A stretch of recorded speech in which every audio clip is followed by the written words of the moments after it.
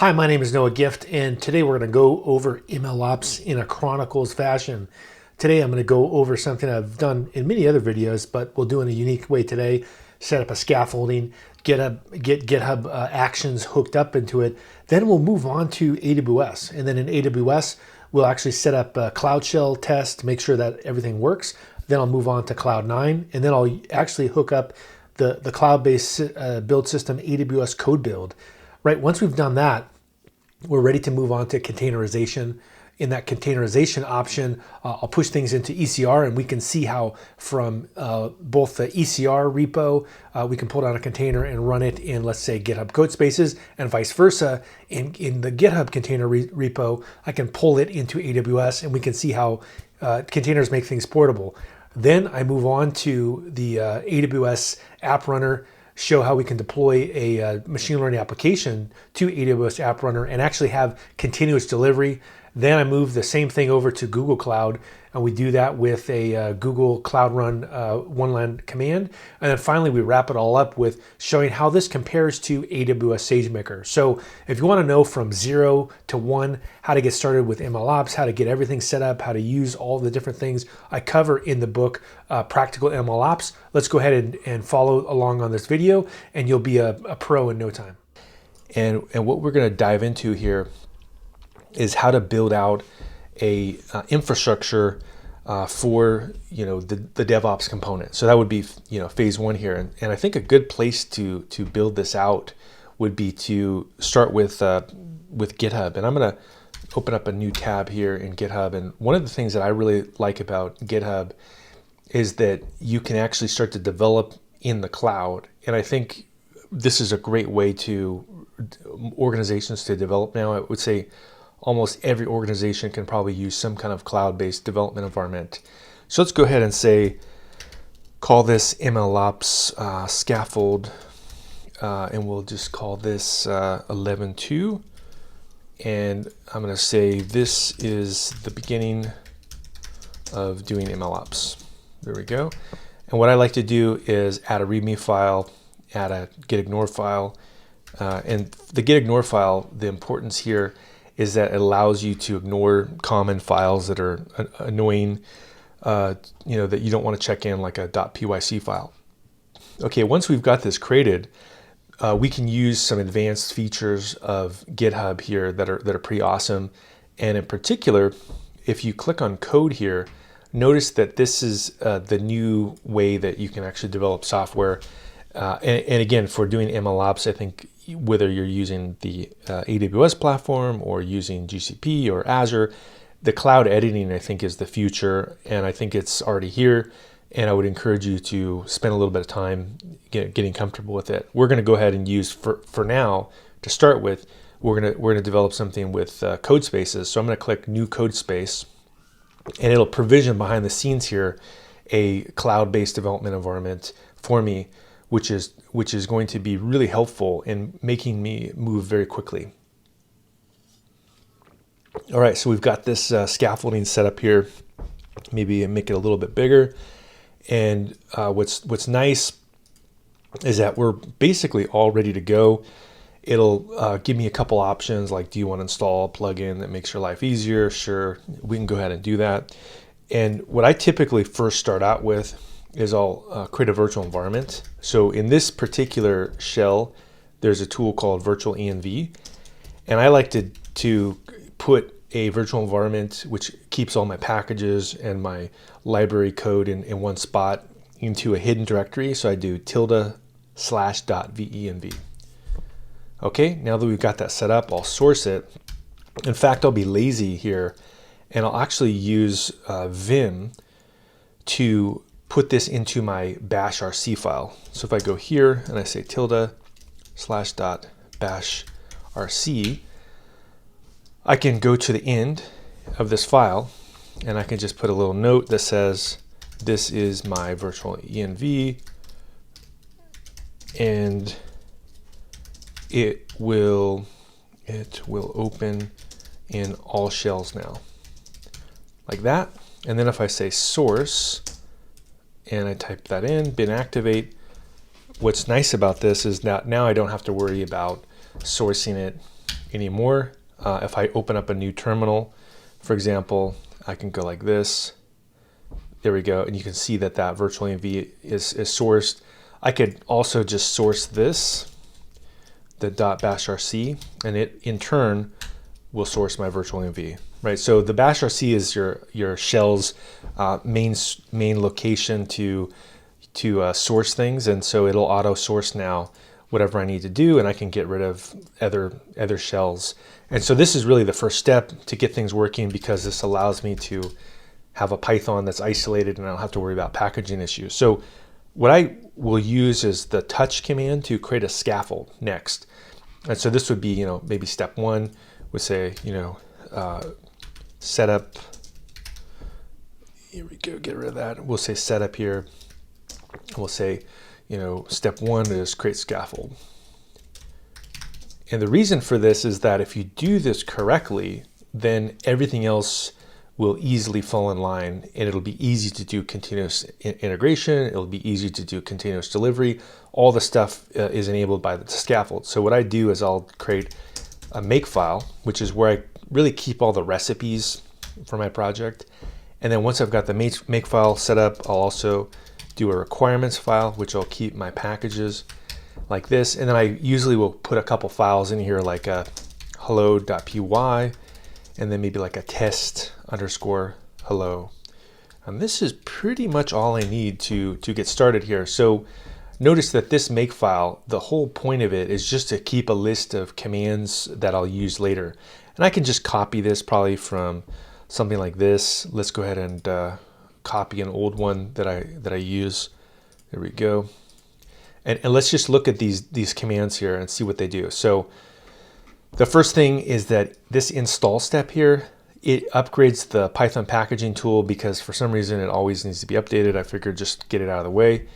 And then it looks inside of the requirements file for packages that I would need to install. This would be if I want to test code.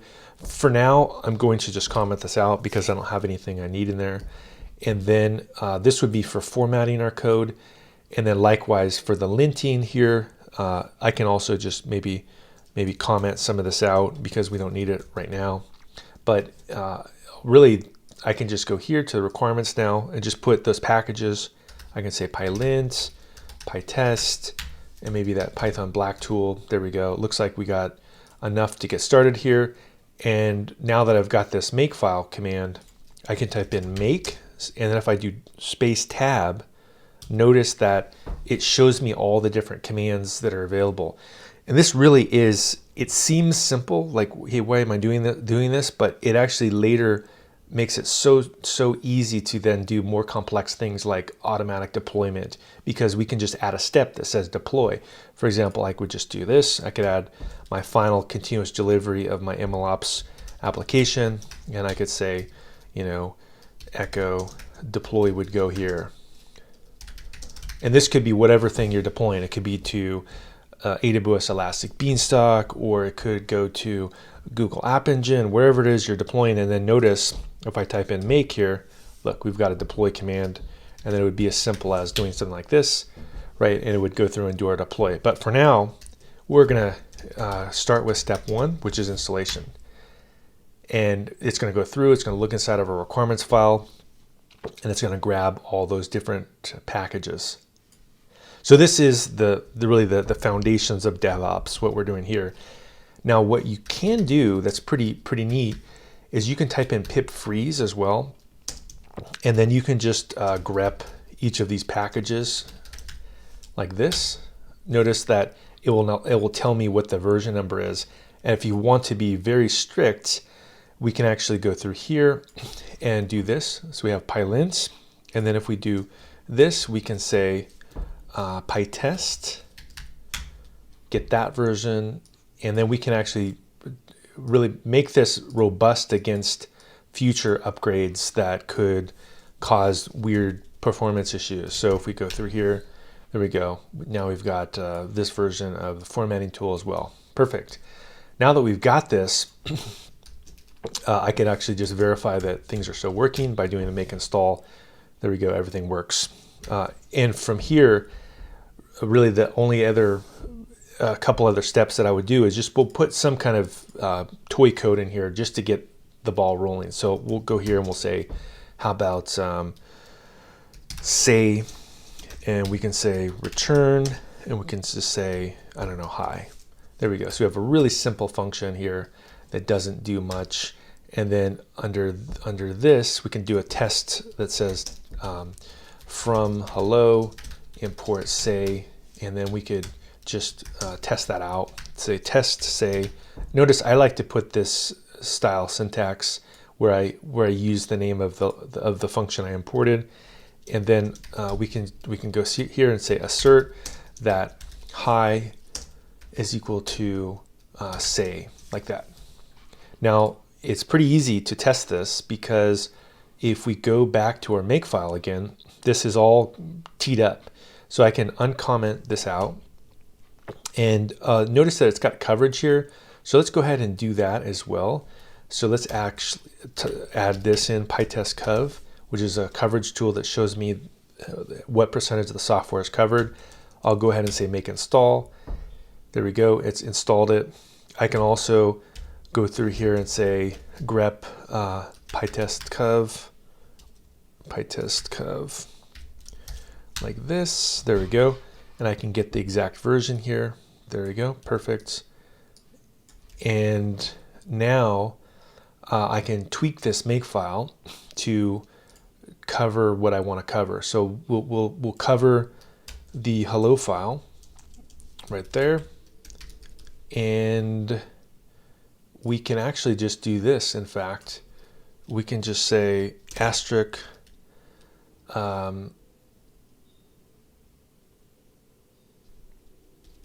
well, we can actually do this. This is probably easier. We'll just say test hello, like that. Okay, so let's go ahead and verify that that works. I can do this. I can say make test. There we go. We have 100% test coverage because we have almost no code, and we can see that the test passed, right? And we can look at this. If we want to see it breaking, it's always a good idea to, we can say like, I don't know, right? That's not what I was testing for. This will break. There we go. We can see that hi is not hello. So we would have to fix this. There we go. And now it works. The only other thing to set up here locally would be to go back to the makefile and verify that the lint is working. And so we can uncomment this pylint line here. And what I like to do is I like to actually disable the annoying warnings with pylint, which are the recommended in configuration. I like to only have warnings and errors. And then I can just change this to lint the piece of code that I care about, which is hello. There we go. And if I go through here and I say make lint, this should be able to lint our file. There we go, it's perfect. Now, what does the lint actually do? Because Python in particular doesn't have a compiler, you can get yourself into a lot of trouble because of runtime errors. And so what I can do here is I can actually test this out, and this is a good way to test it out and see why you'd want to do this. So if I create a statement, right, that says variable equals 1, and then I did something weird that you don't want to do, maybe it's a typo or someone's, you're working from home and your cat starts jumping on you or your dog starts barking and you're distracted and you accidentally put something like this in your code, it won't. The code is still able to execute, but you have a time bomb inside of here, and it could potentially cause a problem in the future. And this is where the lint comes into play. It says, whoops, you can't do that. I would not recommend you assign a variable to itself, right? There's nothing that this is actually good for. You should remove it from your code. So it's a great way of catching bugs before they happen. I'll go ahead and comment those out in case we want to test that out later. And now that I've got this all set up, because I'm using GitHub Codespaces, I can easily go in here and get this working inside of the GitHub Codespaces continuous integration system. Okay, let's do that by pushing the code. So I'm going to type in git status, and we see there's a readme, makefile, hello, requirements, test hello. Those are all the files that we've changed. I'm going to say git add star. because of the get ignore file, I can actually do the get add star, which is pretty helpful. And now if we do get status, you can see there's 5 files that are going to be committed. I'll go ahead and commit those. I'll say adding changes to Scaffold. There we go. And now we can push. Do git push. This will push this to GitHub. And in fact, I can actually take a look at this because I can right click here, or actually the easiest way for me, what I typically do is just do this. Let's go to GitHub and I look at the Python here. This is called git remote. This is a good way to find out what your repo is called. Git remote -v MLOPs scaffold. Okay. MLOPs scaffold. There we go. And let's take a look at this now, and we can see that yes, these files are pushed into our repo. Great. Now this is only doing local continuous integration, which is helpful, but we need to do more because we may work with other people, or there's different repos that need to be shared, et cetera, et cetera. So this is step 1 of continuous integration, but we're not done yet until we set up a build system. So in order to do that, we need to use this actions button here. And notice that GitHub Actions is extremely powerful. There's all these different things you can do. You can do build projects with make. You can have Python packaging with Anaconda. You can publish, let's say, a command line tool or machine learning based command line tool to the repo. You can also deploy your code to clouds. So this would really be helpful in terms of MLOps, right? If you want to deploy your application to any of these environments here, they've already got some good starter kits here that allow you, right? We've got Azure, Ali Cloud, Amazon, the Google Cloud, environment, IBM Cloud, OpenShift, Red Hat, all of these, right, are all set up for us to do things. So I'm going to start off with set up a workflow ourselves. And notice here that this is a basic workflow. It's got everything set up here, and they give you a sample project to take a look at. I'm going to tweak this though, because I already know what I'm doing. I'm going to go back to another repo, maybe look at, let's look at this Cookbook. That's probably got a reasonable one, and I can just tweak it. Let's go ahead and grab this, and we'll just take the stuff we care about, which is probably this part. And we'll go over here, and I'll just throw this in. Now notice this says, whatever we want to call this. For now, I'm just going to say, scaffolding with GitHub Actions. It's going to build on Ubuntu, and it's going to test on Python 3.8. And it's going to do these steps that I already did earlier, which is make install, make lint, make test, and make format. So really, this is where the make file again comes into play, is that we have a very easy way of reproducing exactly what we did in our local environment. So this is critical in order to test our code. Let's go ahead and say start commit. When we commit this, we can follow along by going here and watching this thing in action. So this will take just a second. There we go. It's now teed up, and we can actually watch it build. And this will take just a little bit of time.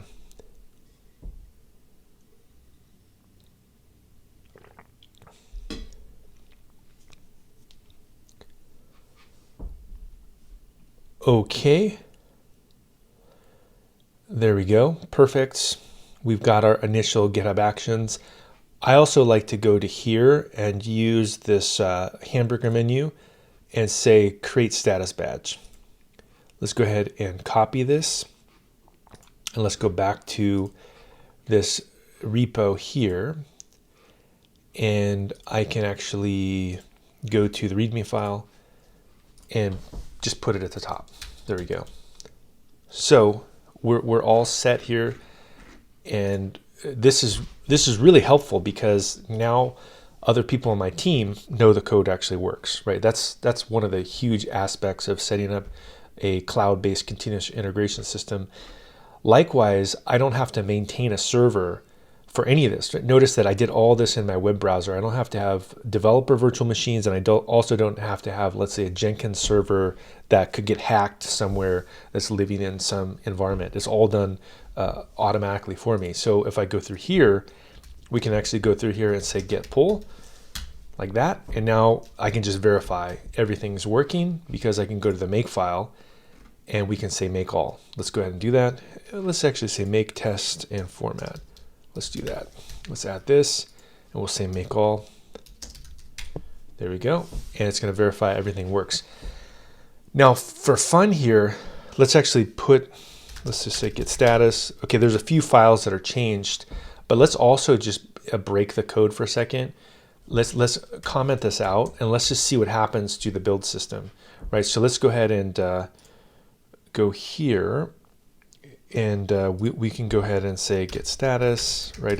These are the files that are changed. So we can say get add star, and we'll say commit, adding changes. Well, actually adding broken lint, and then we'll do a get push. Now immediately, what's going to happen is if we go back here, we can see that this will actually break things, and we can see how the break looks, which again is super helpful when you're working with other people because they can see that the code is broken. Also, it's going to stop a continuous delivery process because you don't want to deploy broken code into production.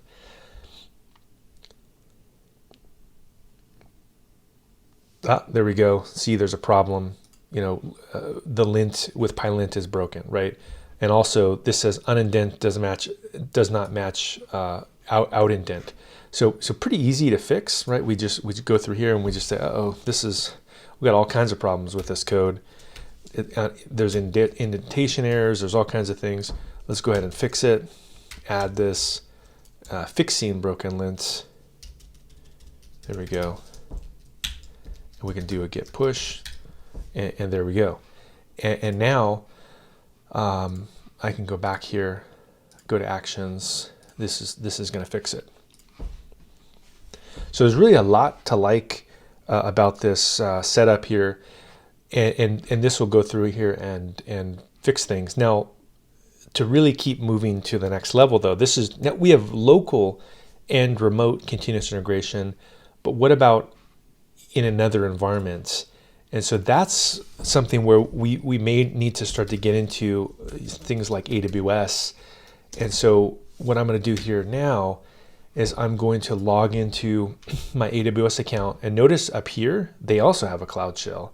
So first I'll just demo this real quick, is that a lot of times when I'm doing microservices or I'm building machine learning products, this is on AWS. This might be the first place I would go to, is just fire up a Cloud Shell, because it's a super quick way to verify that things work on the AWS cloud. And again, because I'm already all teed up here and I've got this thing working, I can say, okay, great, this project's high quality.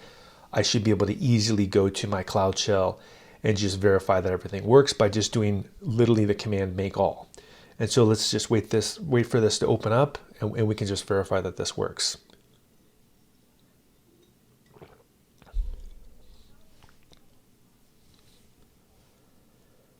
Okay, this should take just a second here. All right, so it's ready to go. Now notice I already had a Python virtual environment here. So what I can do is actually potentially just keep it, but I'm going to go and I'm going to check out this repo, go to code, and I'm going to go to local, and I'm going to use SSH. I already have SSH keys set up in this environment, so this should work. And I'll just type in git clone. And then it should be as easy as this. I just type in make all, just like that. When I do make all, it's going to install.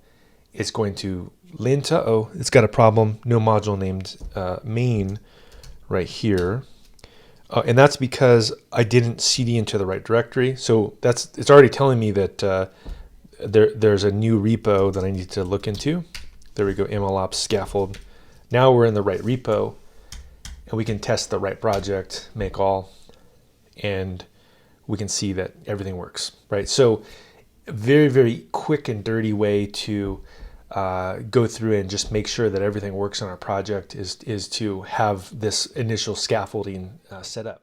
I just want to briefly sketch out here what we're doing and like why are we actually doing it here. So in a nutshell, let's take a look at this and let's see that we have, in fact, a Git repository right here. This is our GitHub, and this is our original source of truth here.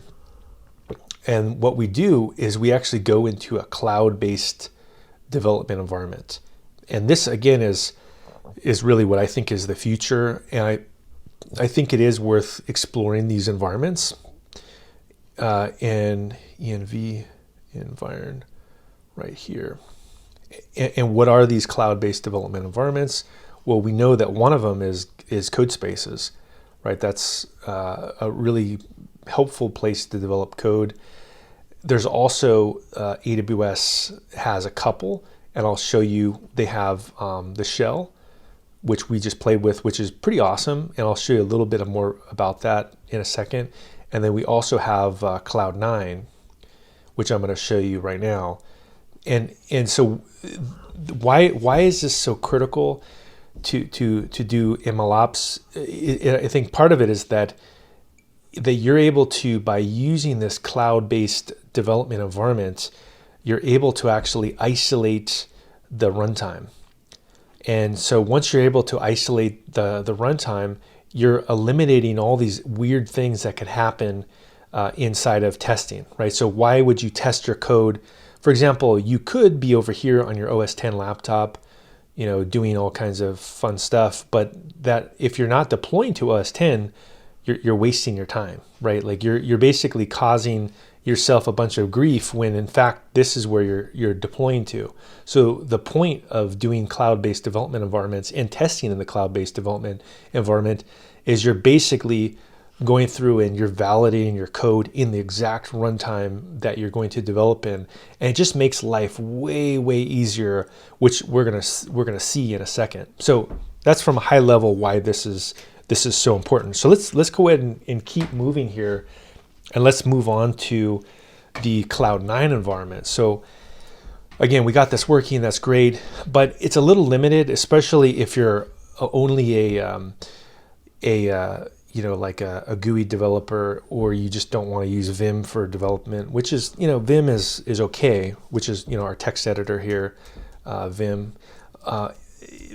So there's a richer environment that we can use. And so let's go ahead and open up that richer environment. It's called Cloud9. And I really can't recommend this enough. It's really an amazing place to develop your code. And let's go ahead and take a look at this. So let's first say create environment, and we'll call this MLOps. And let's do this. Let's say 11.2, like that.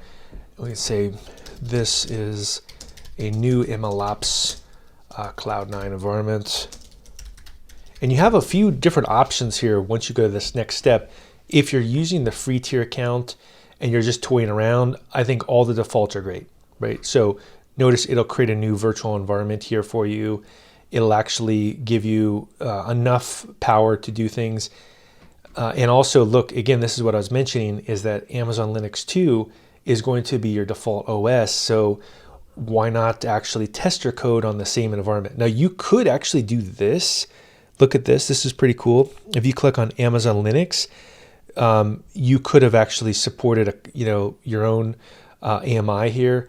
Although there's actually they're not continuing that anymore. You could also do Ubuntu server. I think this is probably the best one though, which is Amazon Linux, and also it will go through and it'll have cost savings enabled for you, so it'll automatically time out. So in my opinion, one of the best ways to develop code for AWS. Notice as well that it's role-based privileges, so it eliminates this whole security problem of when you're developing locally, and this is a really big problem. I can't say this enough, is that if you're putting API keys onto your system, and let's just take a look at this real quick. So if you go to IAM here, for example, and we look at this and we say manage access to IAM here. And basically, if you go through here and you just create a new account, we'll just say, okay, let's add a user. Let's go through here, you know, John or whatever. Once you do this, you've now opened up a massive security hole, because if those keys get out, whatever the user's privileges are going to be exposed to the outside world. So in a way, by not doing that and just doing role-based privileges, you're making your system more secure. The other thing I'll mention here is that if you're working with containers, I like to have a slightly bigger system here. So I'm going to go through here and just say, let's go ahead and work with the containers. And let's go ahead and take a look at this environment and see how easy it is to actually get started.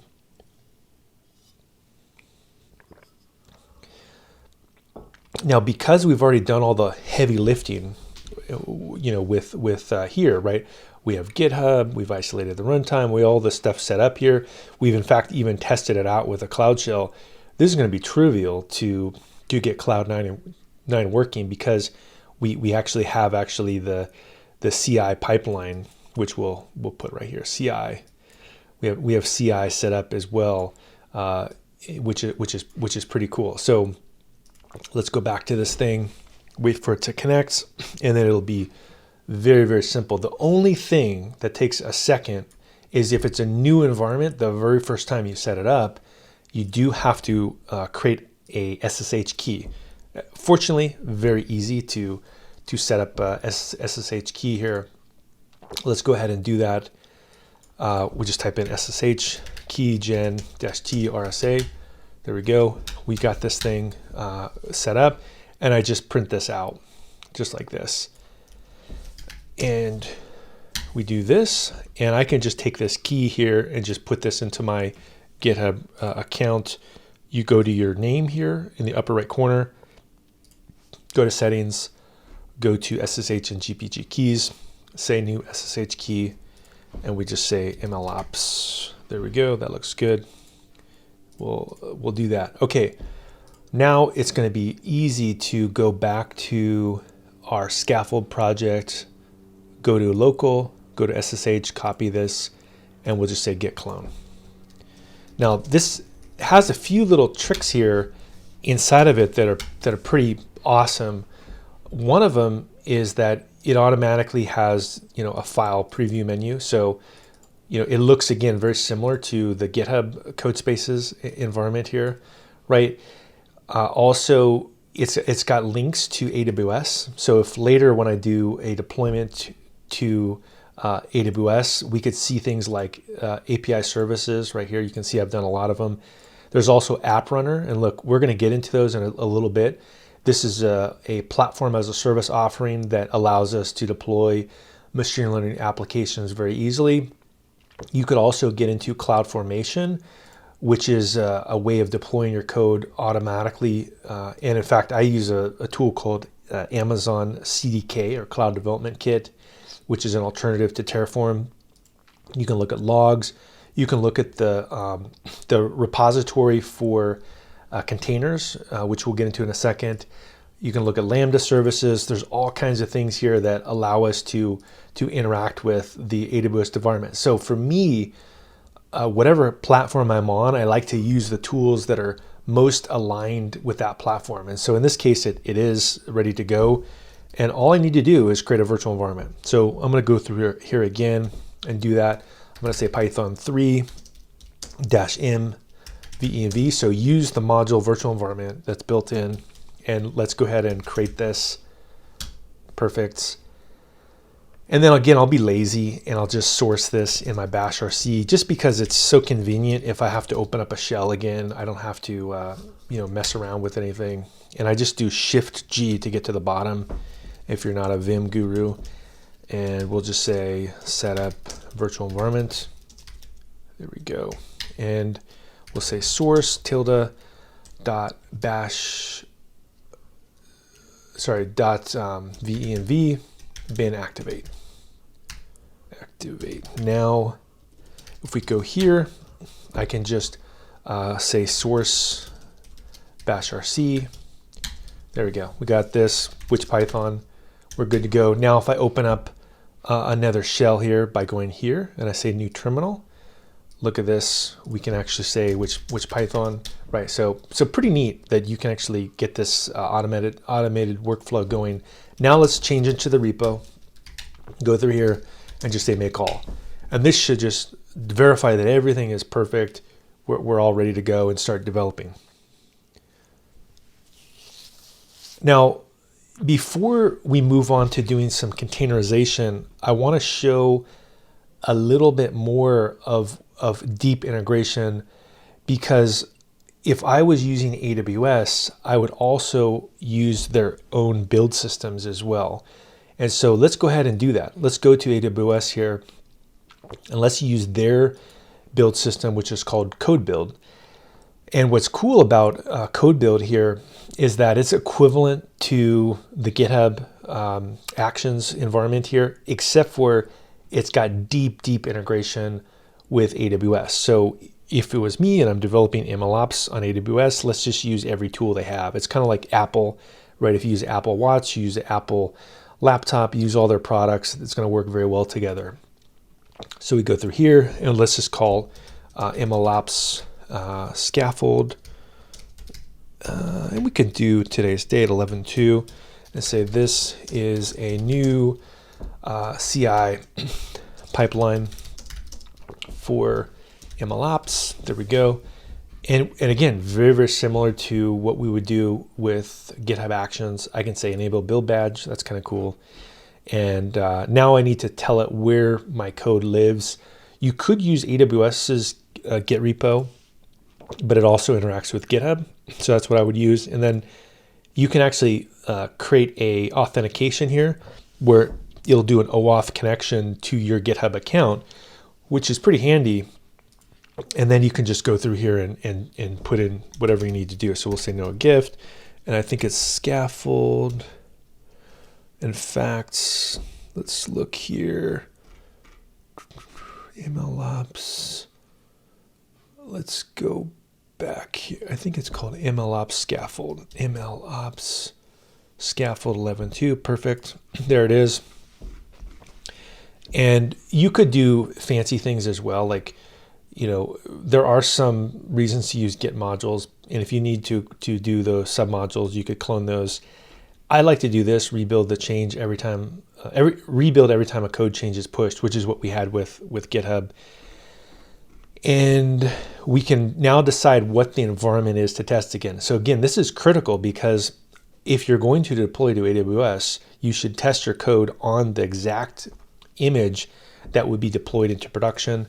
We can again say Amazon Linux 2. Now you could do Windows as well, which if you are doing something with Windows, and then we go to like C#. If we go to runtime, we can pick this. There we go. And looks like we're all ready to go. You could potentially use an existing service role or create a new service role and call it a name. We'll call this MLOps service role. There we go. And from here, you also have the option to check in a build spec file like this, or you could also insert build commands. Now, because this is a little more complex, what I'm going to do here is I'm going to just paste in some code that I have from another project. Let's go ahead and grab that real quick. I'm going to switch over to a tab here, and I have some code here that is buildspec.yaml. And notice we can do something that's very similar to what we did with GitHub Actions. And again, this is why the make file is so critical, is look how simple it is, right? We just do something like this. So I can just say, I could either check in a file like this, which I think let's do that. That's probably the easiest way to do it. So I'm going to go back to my my Cloud9 environment, and I'm going to create a file called buildspec.yml. There we go. And let's paste this inside. Let's just do that.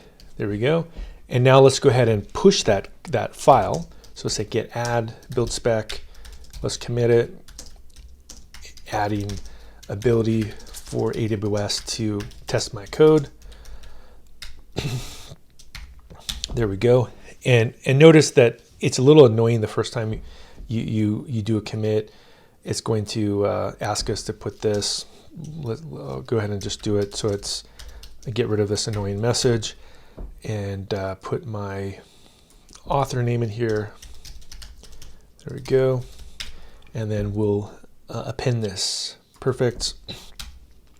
And then I'll exit and we'll say get push. So now that I've pushed that change, if I go back to this environment, we can just say use buildspec.yaml file, and now I don't have to do anything, right? It's all ready for me. It's ready to go. And I could do fancier things here like build artifacts or do other things, but I'm going to just say create build project. And the build command here would be this. There we go. And we'll say create build project. Now, if we're lucky, everything will just work, and we're now able to test our code directly on the AWS build environment, which again is really nice for us. And so the first thing I'm going to do is I'm going to go ahead and say start build. Well, actually, let's copy the build badge first. Let's copy this badge, and we'll go back to our environment and throw this inside of here. And let's just put a second badge here, which is this. And I think we would need to do something like this. We would just put this inside of a bracket here like that, just so it shows up as an image. And then I can do this, and I can say AWS code build like that. Okay, and then I'm going to again add this README file, commit this, adding README. Okay, perfect. So we go back to CodeBuild. It should have triggered it because it's now listening. Let's go ahead and refresh it. There we go. So it's ready to deploy our code. And if we look at this, we can even tail the log files, which is pretty awesome. And we can see how our code is actually working. So it's again kind of let this thing cook here.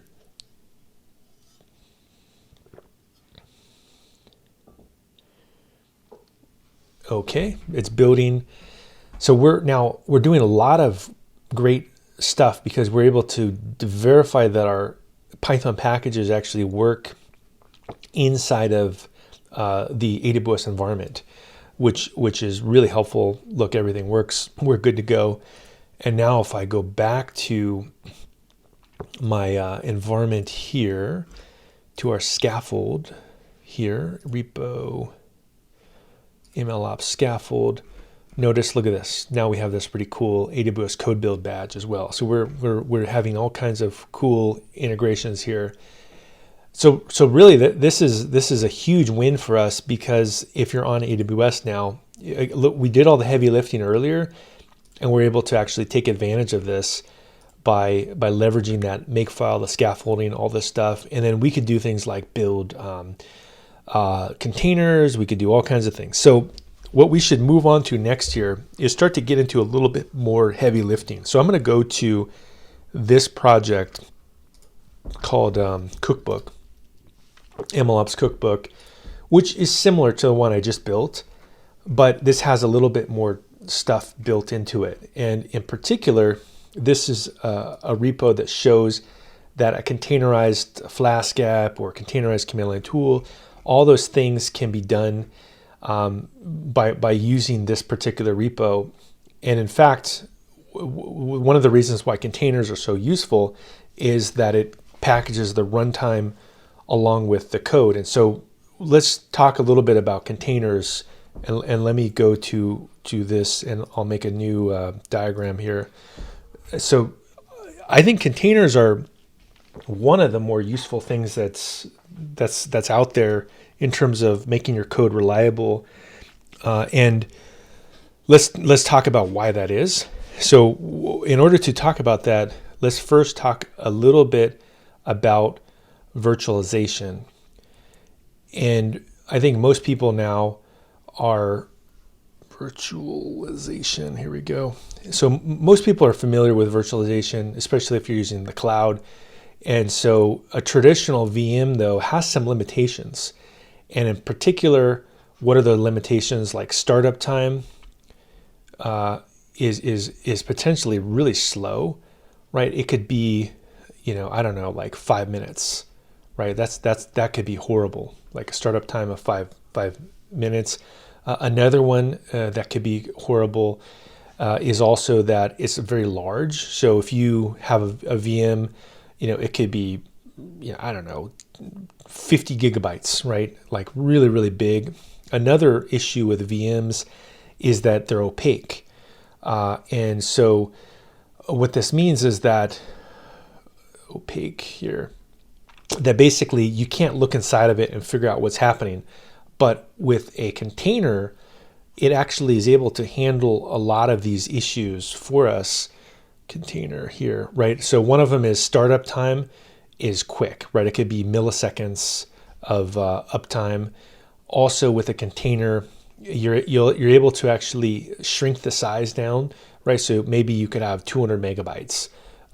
Also, you can look inside, right? There's just a Docker file that shows us exactly what's happening here. So this really allows us to have a lot of advantages that are not available with a virtual machine. So for MLOps in particular, really containers are, in my opinion, the way to go. And we're going to see why, because of how easy it is to build out, let's say, command line tools, to build out web services. So let's go ahead and go back again to this MLOps cookbook here and see that this repo has a container that I could actually test out right now. And let's just do that for a second, just so you can see how cool this is. So if I go here, notice that GitHub is actually building this container for me. And if I go to my environment here, I just do this. I say Docker pull, and it pulls down a container into my environment in AWS Cloud 9.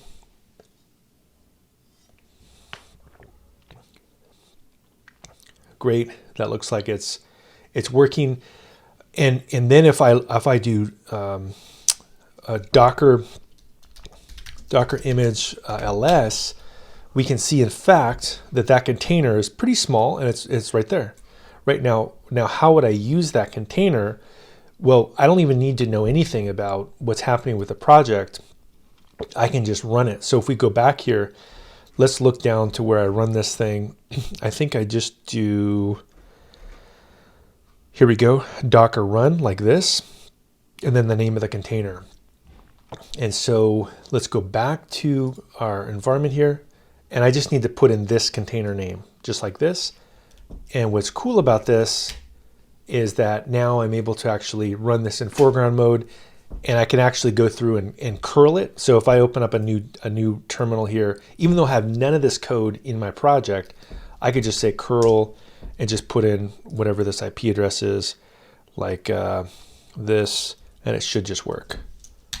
There we go. Right. So we'll later get into this in a second, but this is really the advantage, right, of using containers. And I also can clean them up too. I don't actually have to leave this container on my machine. It's just an artifact of something I was building. I can say Docker image rm. I think I can just do this. I can just put in the image name, and image is being stopped by container. I think I can do a -f like that. There we go. It's deleted. Now if I go here, it's gone, right? So really useful way to package up code. So what we can do next here is, why don't we create a second project on this environment here by running this particular cookbook.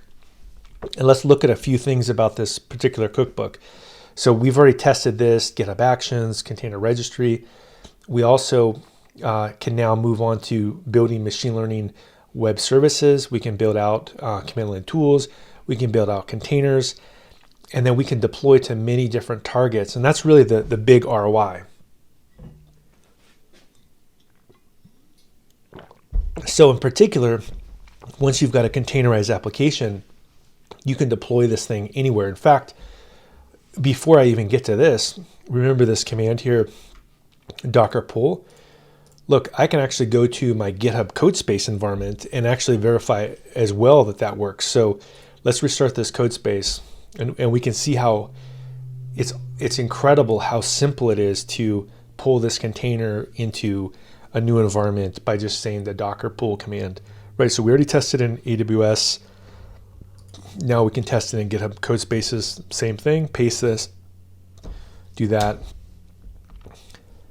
Now it's pulling down, and in fact, this one is actually very suited to running the command. We can actually just take the command that I did over here and just type in history. Let's just do this. Let's run this command like this, and let's go back to our Codespace, which is, where is that Codespace? Right here. Say docker pull or docker run. Let's just docker image ls to see what it is, and look, here's the name of the image. So I can just do this and then paste this at the end. Same thing, we can run this container anywhere. And in fact, I could even go here and look, it even shows us the ability to run it in a browser. So a lot of superpowers are available for us because this thing is containerized. So it's probably good now to just talk about what is actually in this machine learning project. So on my end, what I would say is that we already know this. We created a make file. We already know this. We'll create a requirements file. What's different about a machine learning project is that you're most likely going to have some microservice built into it. So in this case, let's take a look at this real quick. Let's just open this up and let's look at this file. You can see that I use a microservice called Flask. We could use another one like Fast API, for example, that would work just fine. And I have a route that's right here. So we app.route, and then I have a predict method right here. And inside it, we have a post on it, so it will accept the JSON payload. And what's great about this is that because I'm using a library that does all the heavy lifting for me, I just have to go through here and I just say .ml_lib.predict, and that's it. And this will actually allow us to very easily build other tools. So we could also build a command line tool, which I think we'll start with here. And this command line tool allows us to also say from ml_lib_predict, and I just pass in a prediction to a command line tool. I personally think when you're building machine learning applications, it's good to start with a command line tool first. That way you get rid of the complexity of building a microservice and you just test your library. And that can actually be a great place to kind of get a feedback loop running. But even before we do that, we first need to build a machine learning model. And so how would we do this?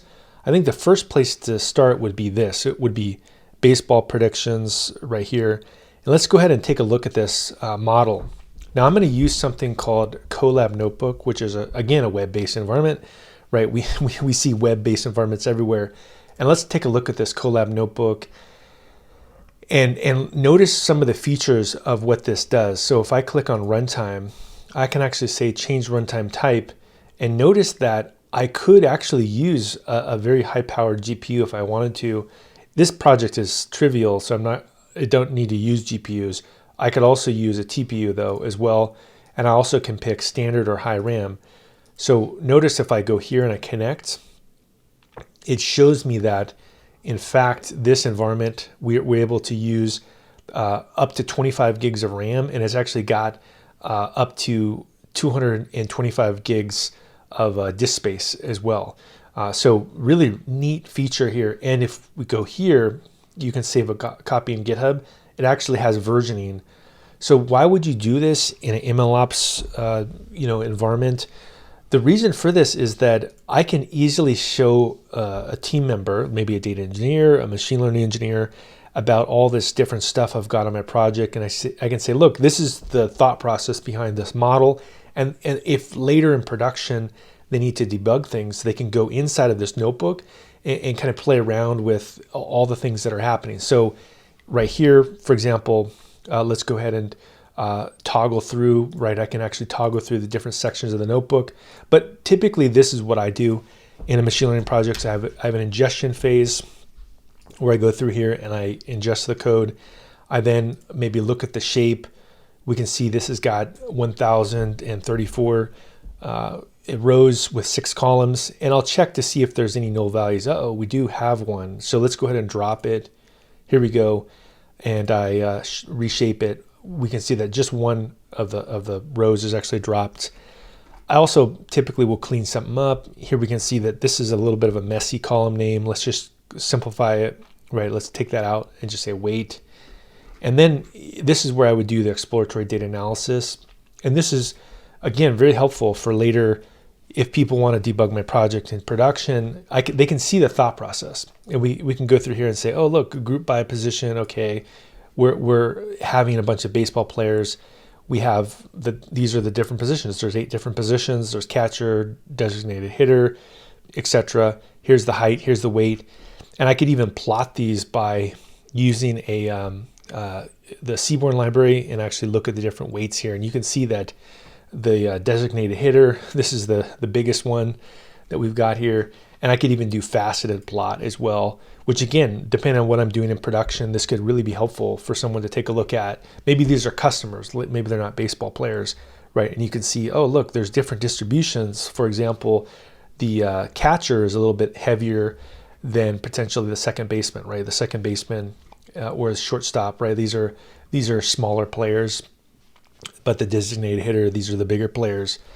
Finally, once I've got all that done, I will go into the modeling phase. And this particular project is intentionally simple, just for training purposes, like to teach people about machine learning. So all I do is I take the height here and I take the weight, and we create a model based on that. And you can see I reshape things so that I can use the scikit-learn stuff. All machine learning models, for the most part, other than things like decision trees, require you to do scaling. So in general, you're going to have to do some kind of scaling step so that the data is now scaled so that it's uniform. And if we go through here, we can see that things are between essentially 0 and 1. And we go through here, we scale everything together, and then we split the data into different sections. So this also is a foundational component of all machine learning models, right? As you split the data up, and we save some of the data later to verify that our model is actually working. This is the test data. So we're going to save 10% right here. And again, we can see how it gets split up, right? That there's 104 rows left.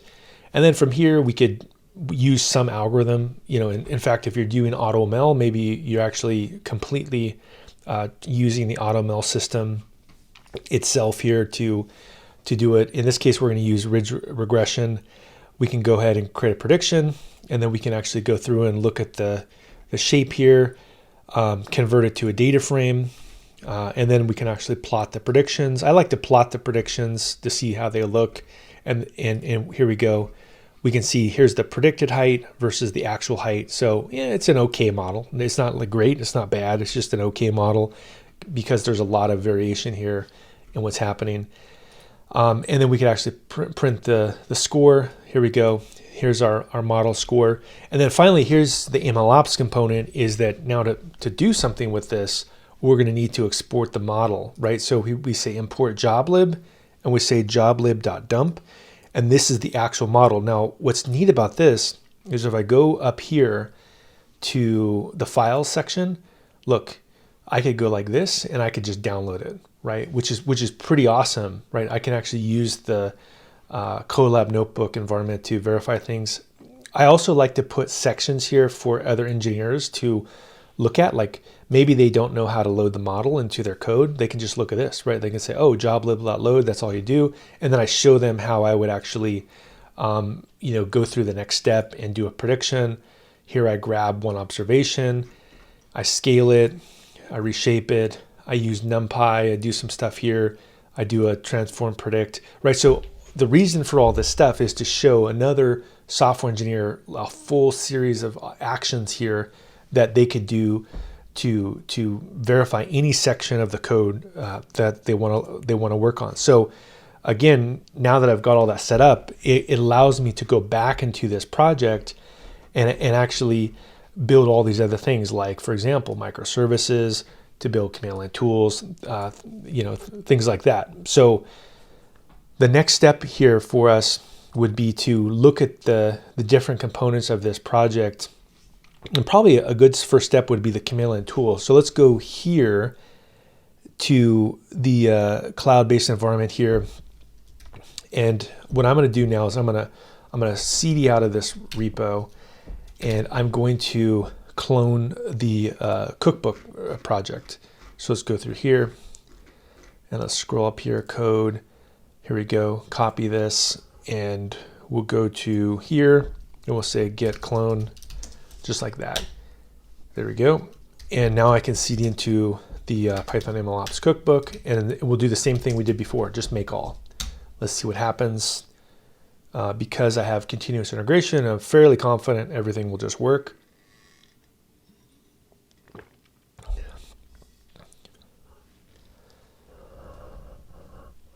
Okay, we're building everything locally here.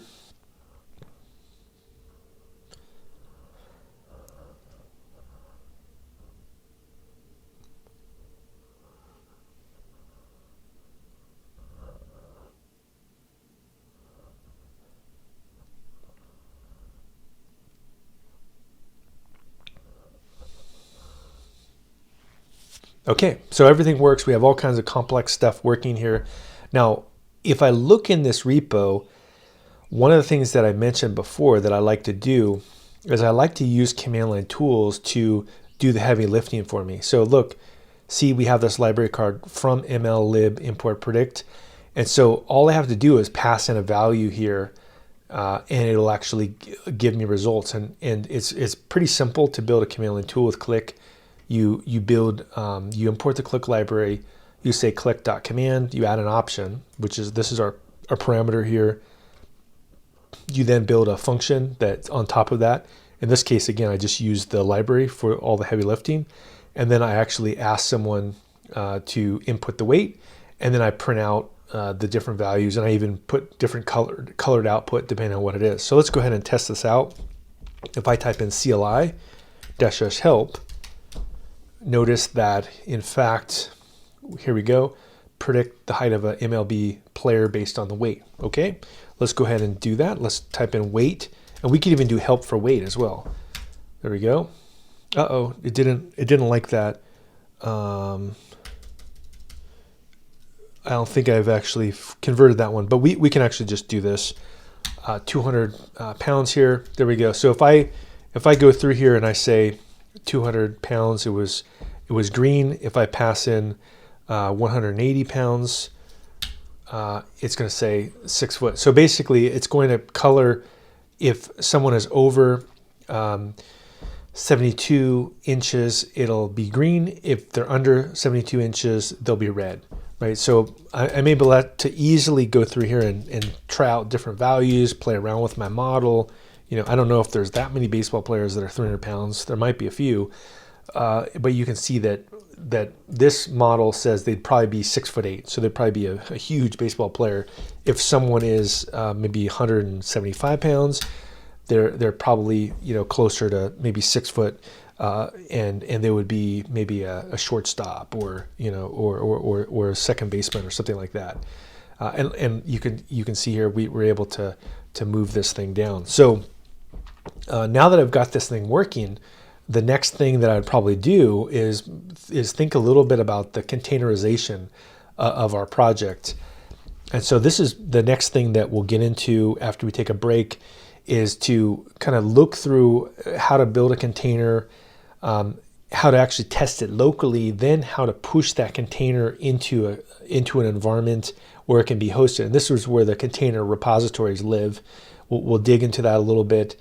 And notice as well about containers is that they open up a bunch of workflows, like, for example, this workflow here with AWS App Runner, where I actually have some services that I could actually invoke and test here, just because they're using a platform as a service operating, which is what App Runner is. And let's talk a little bit more about about containers. So we got the basic project going, but now we're gonna go through and build out a container. So in order to do that, you're gonna need to have a repo somewhere where that container lives. And so the container repo can be many different solutions.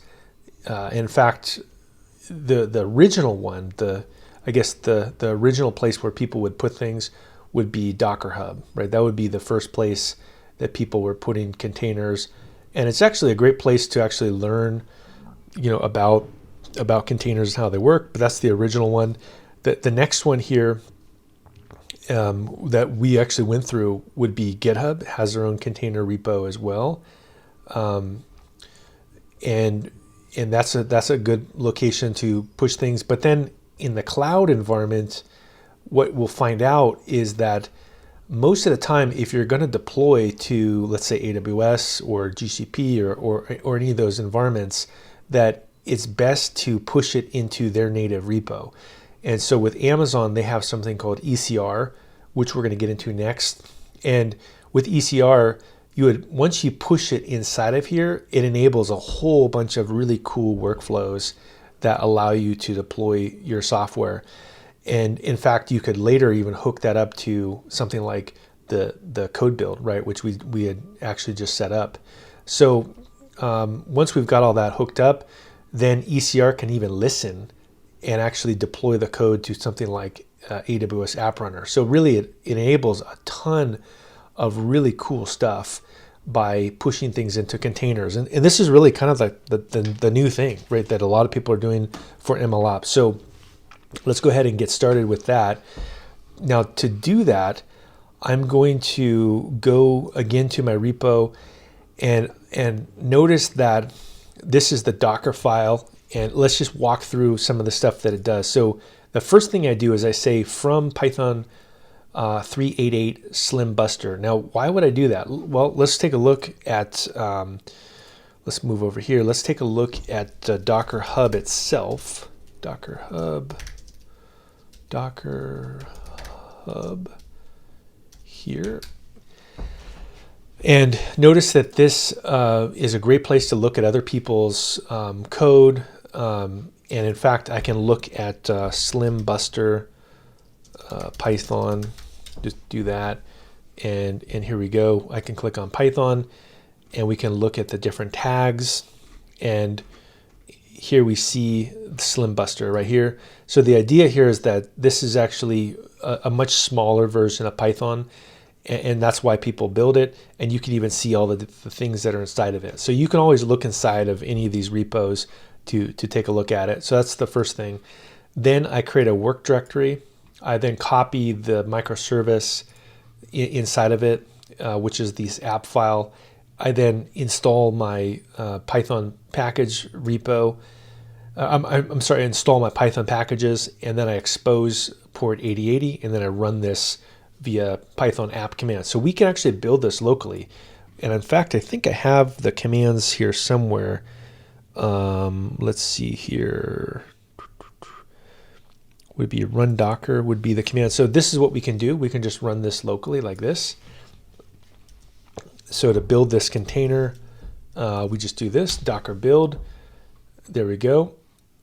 And now once I've done this, and this is again why you may want to have a slightly larger machine so that it is able to handle building something.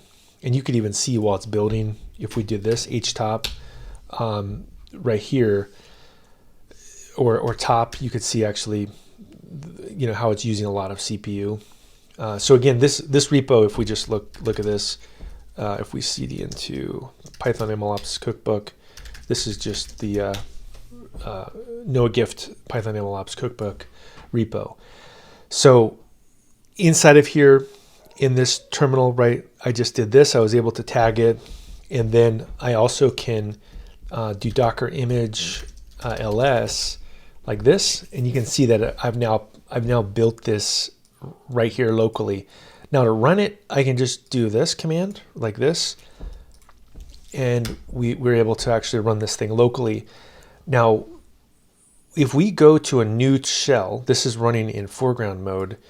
Take a look at this. So what I can do is I can actually look at this predict file that I've got, which is this .sh file. And if we look at this, this is something I like to do with microservices, especially if it's got a little bit of complexity with it, is I just put all the commands into a bash script. And I have the shebang line here. It's also executable. I put the port in here. And this makes it just simple to do a prediction, right? Because now I just do this. I just do /predict. And we should be able to run a prediction. There we go. So, and if I go to the output of the Docker command, look, here we go. We see that this thing is working. Now there's a couple other things that are kind of cool. We could even do this. We can say like watch.predict. So I could just start basically, testing. The watch command will run it every couple seconds.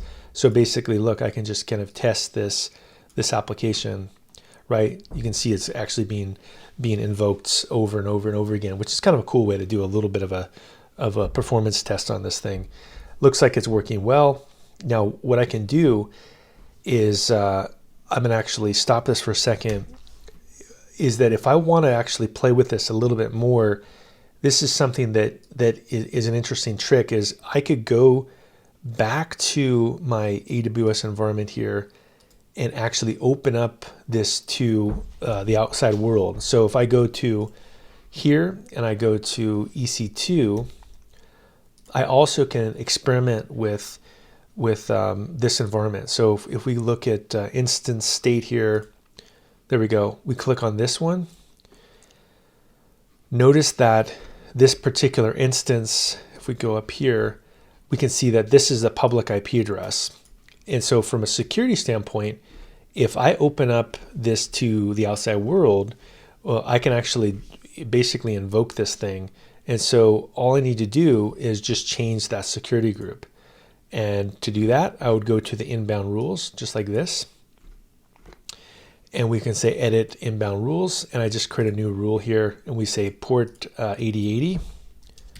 And I can say, yeah, I want anybody to be able to access it. And if I save this, what that's going to do is it's going to allow me to actually use this instance by just clicking on the URL. And so again, if I click on this thing, instance ID, I can actually just open up this address, which should be here with 8080. So let's go ahead and do that. So let's go do here, and we'll say port 8080. And that should have woken that thing up. If it's not waking up,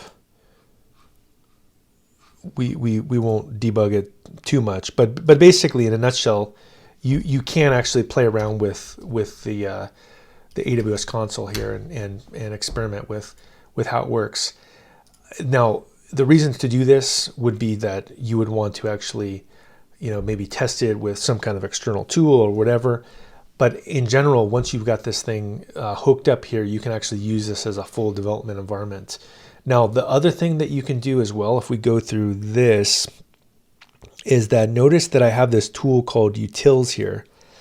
And we'll be using this a little bit later to test some things out. But the reason why I build a utility like this is that I could retrain the model if I wanted to. So let's go through here and let's just try that out right here. If I say utils CLI and I do -- help like this, and you can see how I could say, oh, I want to retrain this model, right? And I could write a little bit of code that says retrain.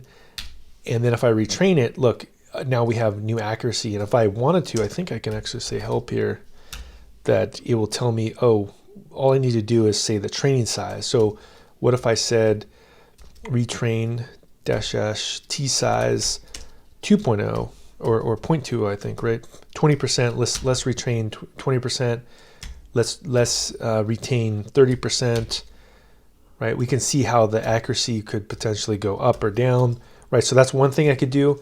But the other thing I could do is we could also do a predict and look at this. If I say predict, it does a prediction against my local host here. So that's an even easier way to test this, right? So if I run this with predict, it'll blow up because look, there's no connection. If I run this here, all it does by default is it makes a connection to that application. So it's a lot easier than using a bash script. Now let's look at the what this is asking for. Is asking for the host and then the weight. And I have set up some defaults here. Now, if I want to, and this again will come in handy in a second, is I can change it to production endpoints or other endpoints that I want to verify. And that's why building a little command line tool like this is so helpful. So we've got this working. We know Docker works, but let's actually go a little bit beyond this and let's actually push this into the container registry. So I'm going to do this. I'm going to go ahead here, say Docker image ls. I'm going to remove this one. RM. It's always, I think, a good idea to Docker image rm, and let's just remove this thing so that we don't fill up our drive. There we go. We deleted it. If I say image ls, there we go. It's gone. So what I'll do next here is I'm going to go to our AWS environments. Let's go through here. And let's go take a look at something called ECR. So ECR stands for Elastic Container Registry.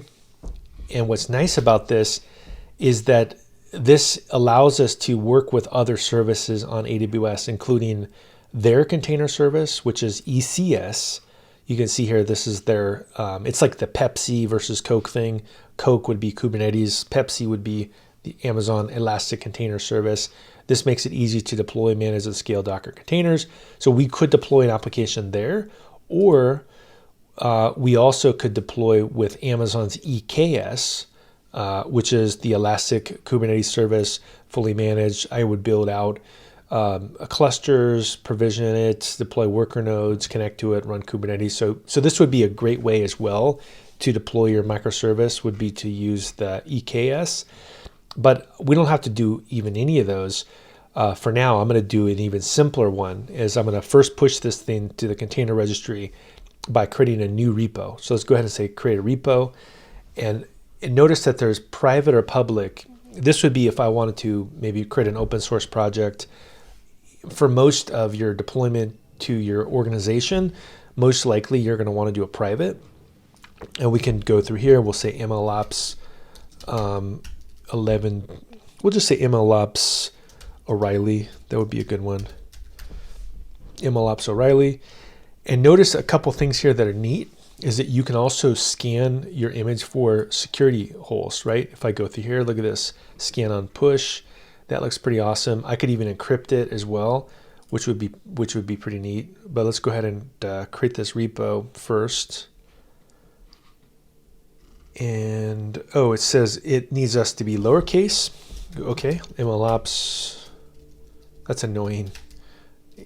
Our browser is making it harder for us. Okay, MLOps O'Reilly. Great. Now, how do I then push a container into this repo? Fortunately, pretty easy actually to push a container into this repo. So let's go ahead and click on this. And we can just click on this icon that appears here called View Push Commands. If we push this, notice that it gives us the series of steps that we would need to do. So first up, I just copy this. I go back to this repo here and I do this. I say ECR get login password. There we go. And this is going to go through and push this in. Second, I'm going to go ahead and build this locally. So again, I'll just copy the command. This is also what's pretty awesome is that I don't have to do any of this stuff. It'll do it automatically for me. Okay, that looks good. And next up, I can go to the next command. So this will just take a second. It looks like it built it.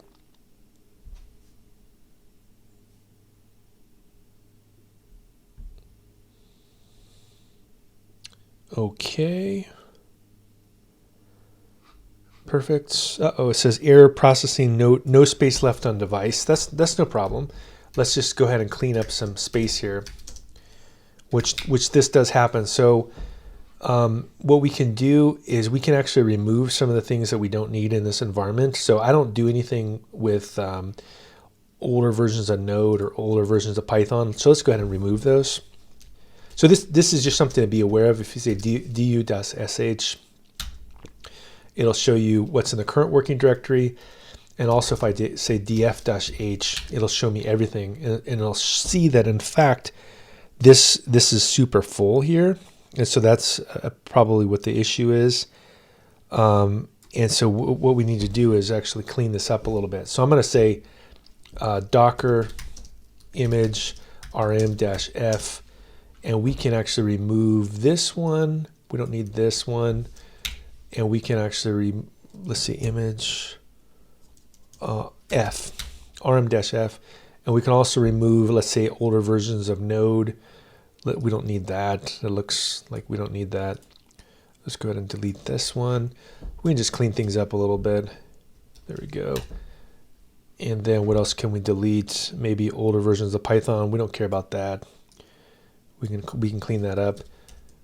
Right. So it comes with these things installed for us. And then if we do df-h, we can see there's a little bit more room here, and we could actually go through here and maybe delete as well, maybe Python 3.6 as well. Let's go ahead and delete that one. Let's go ahead and do that. Okay. All right, so now if we do df-h, we have a little bit more room here. Okay, so what I'll do next here is I'm going to go through and run that same command again. There we go. So you don't have to get too freaked out if you run out of space. You can just clean up some old images on your disk. It happens very commonly when you're building containers.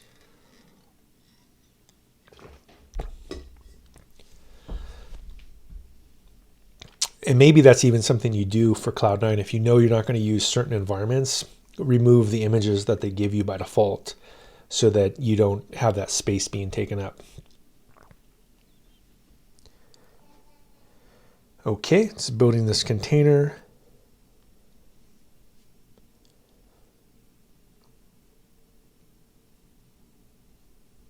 Perfect. Okay, so we've got this thing built. We can say docker image ls to take a look at it. Great, there we go. We see that that's actually the container that we're building. Now let's go back to the command here. It says after the build completes, tag your image so you can push it. So let's go ahead and copy this. We'll go through here, we'll tag it. Okay, and then what's the final command is it says, okay, push it. So this is where we now go ahead and push this to our repository. Once we do this, there we go. It'll take a second. And because it's on the Amazon platform itself, it should be very quick to push this. Now, if you're pushing from a coffee shop in, I don't know, another part of the world, it could be very slow. But because we're right in the same data center, it's going to be extremely quick. There we go. We're done. And if I move back to ECR now, close this, if I refresh this, it'll pop up. There we go. So now we've got a container.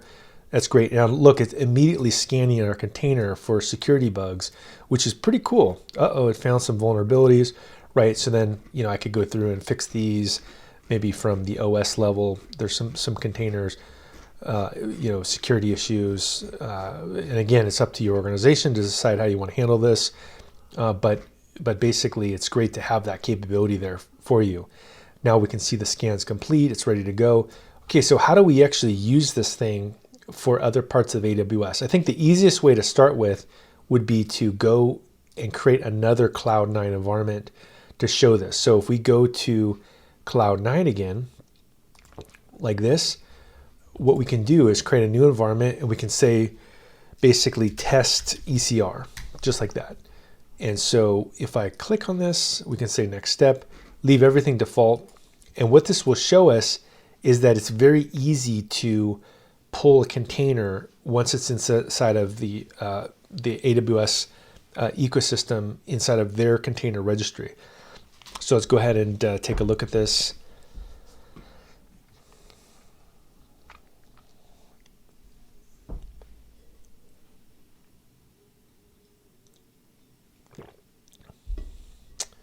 So it'll take just a second. And so why is this important as a test? Because other services that we're going to interact with will also do something similar. I just want to show it manually. So this container ECR repo interacts with a lot of different services, including things like Lambda you can deploy containers with. You can deploy things with App Runner. Tons of different services are available. In fact, the other thing we can do too, why I want to leave this open, is you could actually create a build project that build out containers as well. So you could actually deploy this container, for example, directly into the ECR environments. And so if I wanted to create a new project, I could do something like this, right? I could, instead of those build commands being what I did earlier, you could do the same commands that I just did, right? I could just say, tag the container, build the container. They would all just go directly into this repo. Okay, we've got this environment is now being teed up. So how would I do this and get this working? Pretty straightforward. I just say this. I just say docker pull, and I would put in this URI here, which would be, I could click on this right here, and it would just be docker pull this image URI. There we go. Whoops, actually, let's go to this environment. Yeah, right here. So docker pull, put in this image, what happens, and what does it tell us? Uh-oh, it says it's not authenticated. Okay, well, how do we fix that? Well, fortunately, it's pretty easy. I just type in history here, and I look at the commands that I use to authenticate, and it's going to be this command right here. I just put this into this location. That allows me to authenticate. Once I've authenticated, now I can do up arrow, docker pull. There we go. Now we've got this container, and it's running, or it's installed locally. Now, what's the next thing that I would do? The next thing that I would do would be to do a docker image ls. There we go. Let's try that. Docker image ls. And we see it's right there. And if I wanted to, I could do the same thing I did over here, which I think we have this run command like this. Let's go ahead and copy this run command and paste it in here. So docker image, and then put the name of the URI. There we go. And now it runs. So this is the beauty of using something like ECR, is that a brand new environment is just ready to go, and we can actually run this. Okay, so that kind of gets us to the container flow, but what happens if we want to run this for real in a production service? What are our options? Well, let's go back here to a service, one of my favorite services, which is called AWS App Runner. And I actually have some going here that we can take a look at later. But what I'm going to do is I'm going to create a new service here just to show you how simple this really is. So if we go through and we say create service, notice that it actually has two options. One is a container registry, or the other is a source code registry. So what's cool about the container registry is that, look, it can listen to Amazon ECR, which is actually one of the advantages of why you would want to use containers. And if we click on this and we say browse, we can actually look, there we go. There's the new image repository that we created. And if I say continue, we can go through here and say continue. And now we have a couple options. One is, do we want to automatically deploy every time there's a new change to ECR? Or would you want to manually, or would you want to automatically monitor the registry and deploy a new version depending on a push? So that's a pretty cool little workflow there, right? Because the build system could be pushing those containers automatically, and every time you push a new container, it just wakes up and does continuous delivery. And so this is really probably the simplest possible way that you could actually deploy continuous delivery, would be to build the container, push the container, obviously test your code before you build the container, make sure that everything works properly, and then this system will just sit there and listen to it. And so let me actually just sketch that out, because I think it's such an important example workflow here. And this is really the beauty of the modern cloud-based world that we live in. So this is what it would look like. So if we wanted to do containerized continuous delivery, so this would be containerized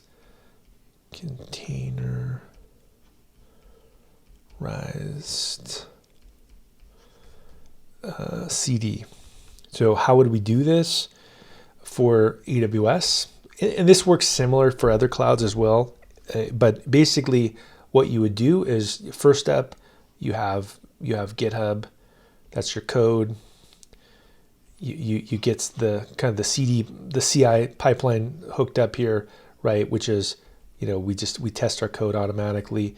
Once you got that cooked up, potentially what you want to do is go to AWS Cloud9 and start building things out for real now.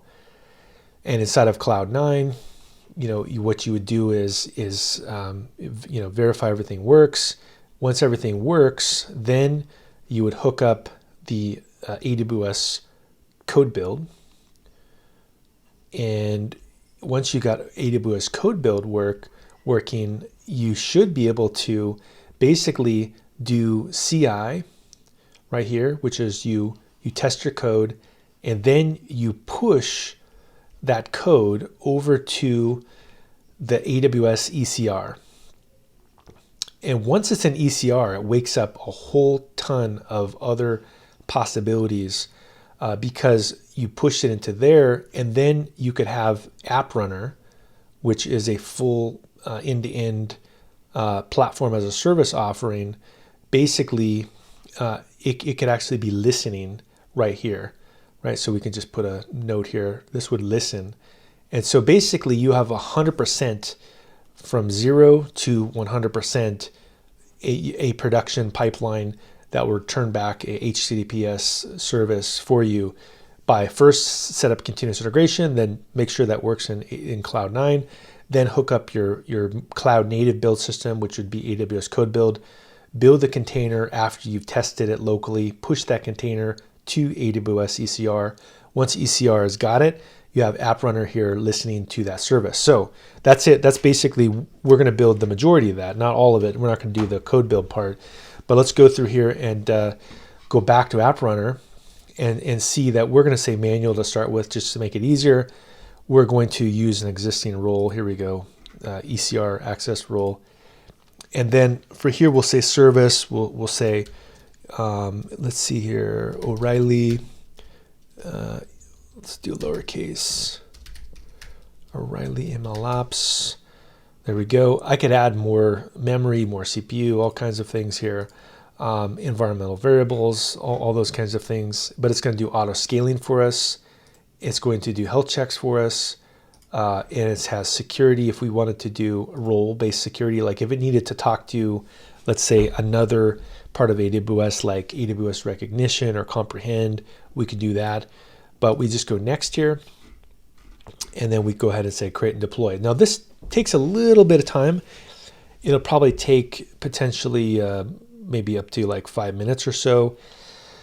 But what's going to happen is that this service will then be exposed via this domain, and we can actually curl it. And notice as well, what's great about this is that, look, we can see that in fact it'll link us right back to ECR, and we can even see the exact image that's actually linked into this.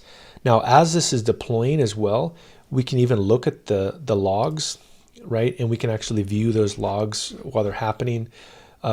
Basically, every possible thing you would want is actually hooked into this. You can see metrics. So things like, for example, what's happening in production. What are the responses, the good responses, the bad responses, and also you could look at the configuration. It tells you all the different information about it, including the roles that are associated with it. And then you could even hook in a custom domain, right? So if you went through here, you could actually link in a full domain name. So this is basically a full soup to nuts continuous delivery system that's all set up for you. So since this will take a little bit of time, let's take a look at one that I've already run. And so look, this one is ECR MLOPs. Let's go ahead and take a look at this project and see, look, see I linked it to a repo or an ECR repo right here. You can see this was pushed, maybe like 10 days ago or something like that. And if we go back here, let's go back to App Runner. We can see, look, this thing has actually been running for a while. We can see there's some activity associated with it. We can look at metrics. So this will show us the web service metrics. Nobody's called it recently, so there's no metrics. But what's neat about this is that I can actually just go here. First of all, I can just click on this link and we can see it's working, which is pretty awesome. The other thing that we can do, if I go back to App Runner, is I can actually copy this and I can now integrate this into one of my workflows that I had already set up in Cloud9. So let's go back here. Remember that I created that utility command, right, which is this one.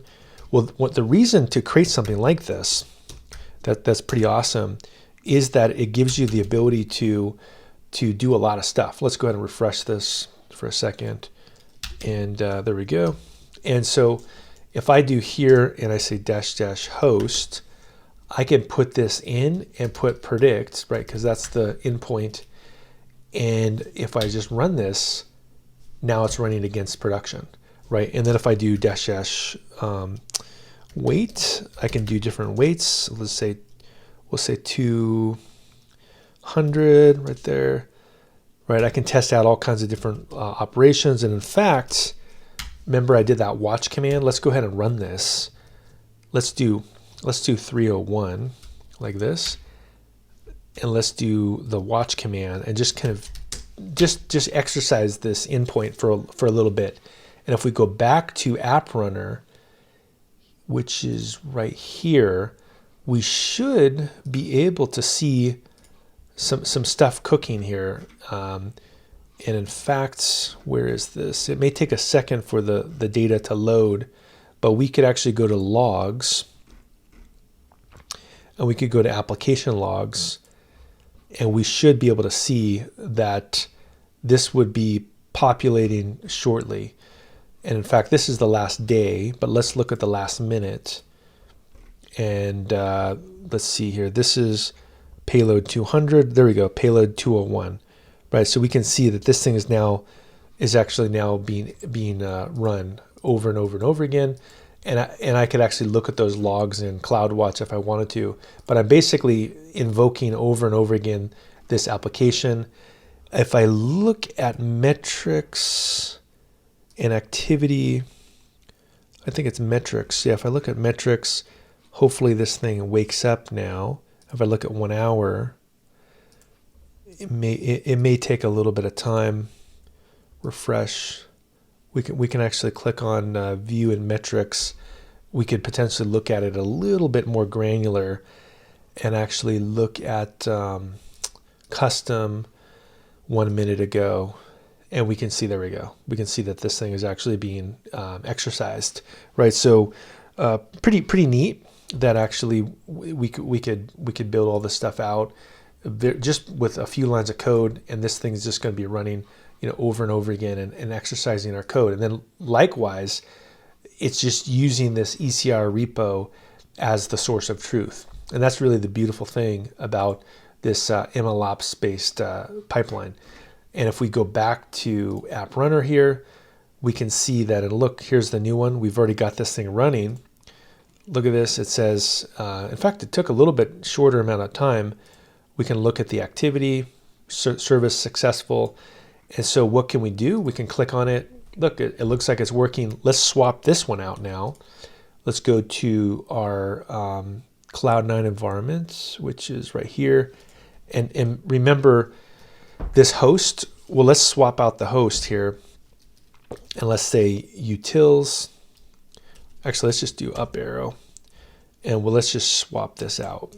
This was CV2. We're going to swap it out with the second one we just deployed, which is right here. There we go. And we can see that one's MHA, and we'll call this 330. There we go. We got this thing working. I need to put up /predict. That's why the thing didn't work. There we go.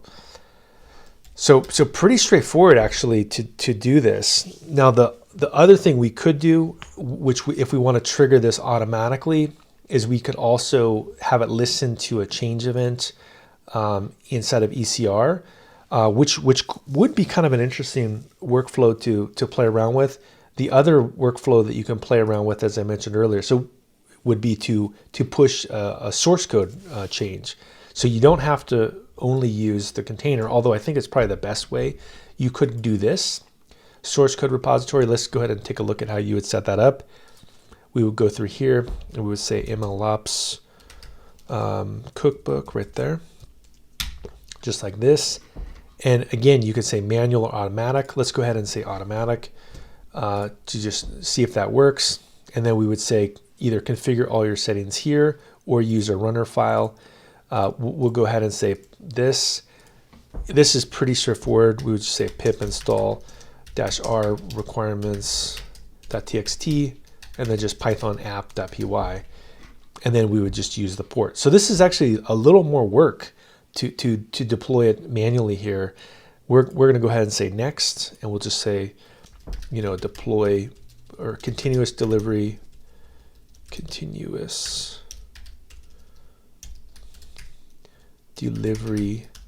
MLOps. Let's go through, say next, and then this thing will take a second to deploy. So while that thing is getting set up here, what I'm going to do is I'm going to show you also how to delete some of these things. So while this one's cooking, I already got this one working. So let's go ahead and delete this, and we'll just say delete like that. And if you're just testing things, always a good practice to go into these and delete them. Here we go. Here's another one. We'll just delete this one. And that way you're not going to be charged. I think you're charged like $1 for each one of the things that you actually set up.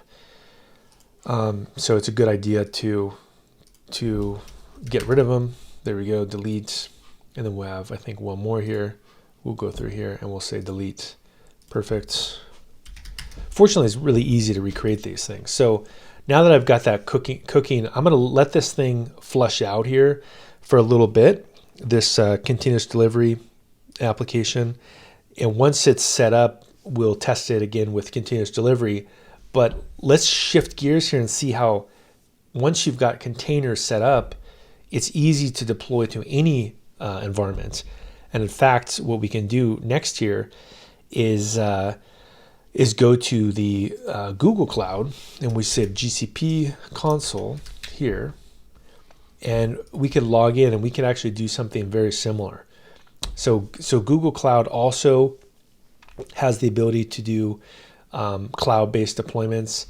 And if I type in here and I type in something called Cloud Run, let's take a look at what this thing does. So what Cloud Run does is it allows us to deploy new services that are like very trivial actually to deploy services via one command. And so this is like the most complex the most complex part of the whole thing is actually selecting the actual project, and that's all downhill after this. Okay, we're looking more promising. Aha, there we go. So that's the most complex part, is telling your shell how to select the project. So Google needs to be a little better at that. Let's just pick a weird region. Let's pick like, I don't know, US West East. So we'll go ahead and pick this. And then we can go ahead and we can say continue. And now we can say, yeah, we want unauthenticated requests. And now what it's going to do is it's going to do all the magic. It's going to create the container repository, which is similar to what we did on AWS. It's going to upload the sources, it's going to create a revision, and then it's going to route this out. I guess this is a problem if you use the ephemeral Cloud Shell with Google. It's kind of annoying that it allows you. You have to remember the magic incantation to do that. I guess I could, while this is running here, let me just put this into the documentation so that if other people have the same problem, we can help them. I'll just go to my repo here and say, for Cookbook, let's be nice to people and put that as a, let's look for the README file and look for Cloud Run. Or let's do cloud run. Where is it? Aha. Verify your, so get GCP account, and we can say like it is trivial if you select project. And then I could just add a little note here in like your project name, like this, your project name.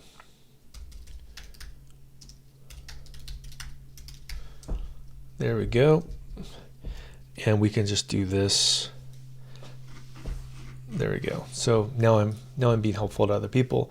Let's go back to this, and it's still cooking. This should be available in a second. There we go, building the container. So it's basically got to build out the container automatically for you. It's setting up the IAM policy. That looks great.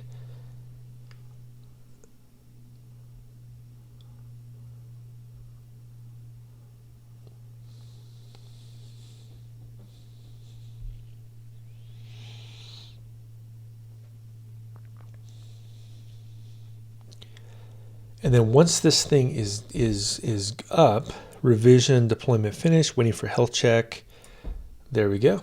And look, here we go. Now we have a URL, and we can actually just copy this here.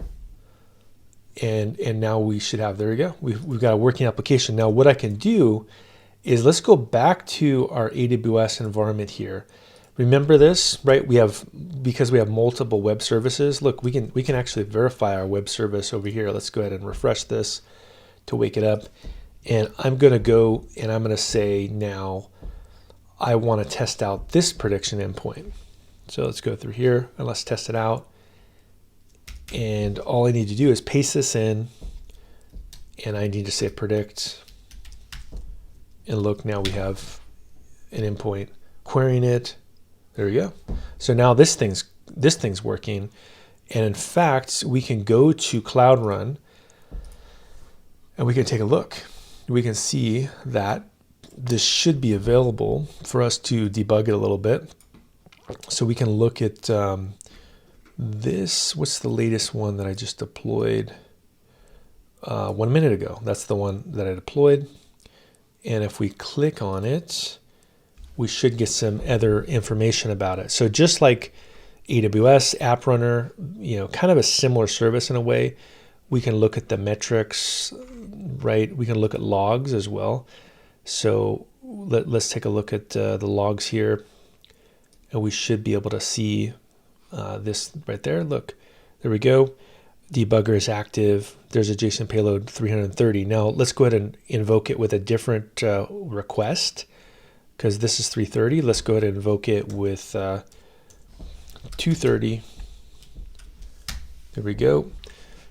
It queried very quickly. We can go back here, and we should be able to just refresh this thing.